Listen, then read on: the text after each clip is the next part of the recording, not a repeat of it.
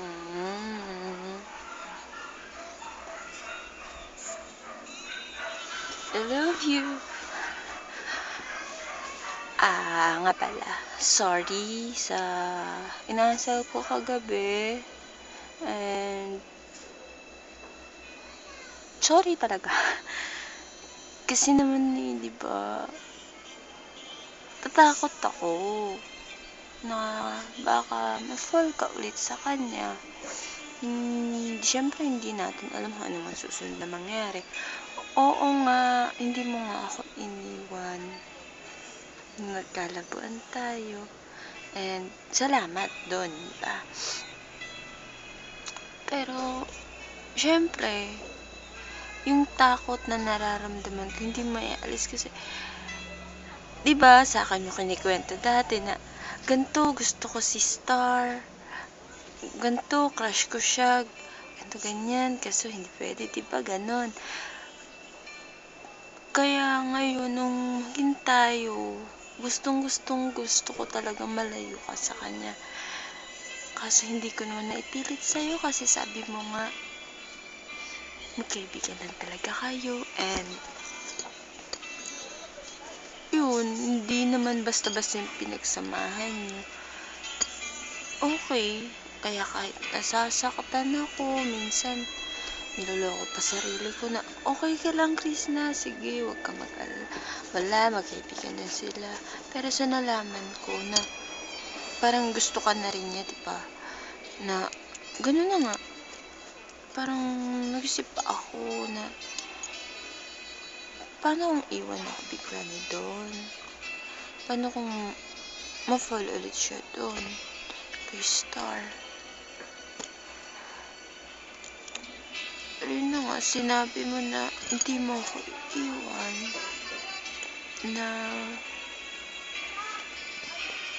Na nga, nagkakalabuan tayo. Diba, dapat nga, kung talagang magkakagusto ka sa kanya, nagkalabuan tayo, diba? Maging kayo na, ganito, ganyan. Pero hindi eh. Siguro, ano na naman, dumi-dumi na naman ang isip ko.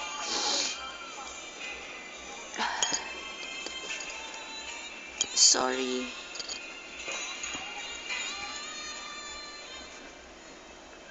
Masyado lang kitang mahal na ayaw kitang mawala sa akin.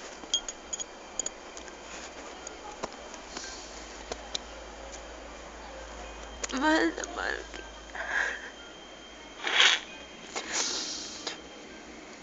Ayokong mawala ka sa akin dati.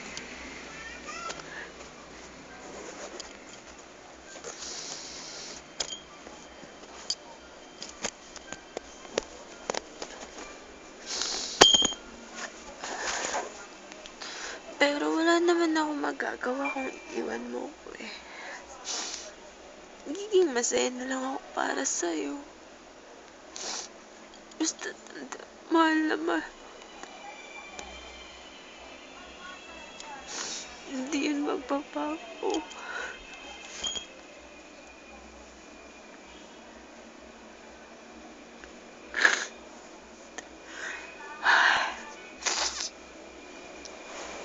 Sorry kung iyakin ako. Bakit ako? Sumungin ng ewan, hindi maintindihan ng ugali ko talaga. Salamat akin.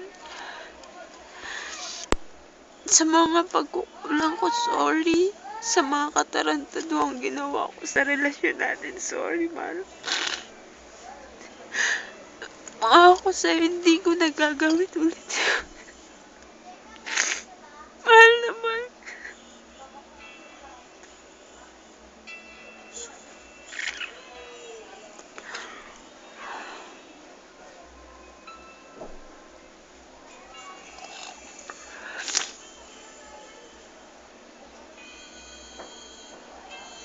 Maraming salamat, ma.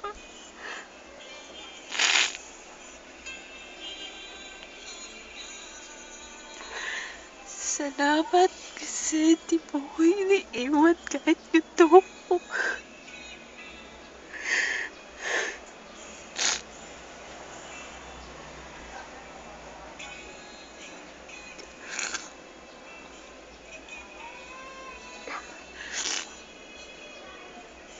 love you.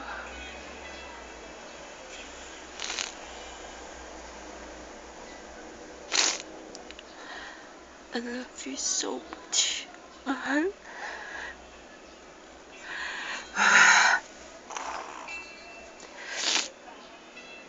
Ayoko na umiyak.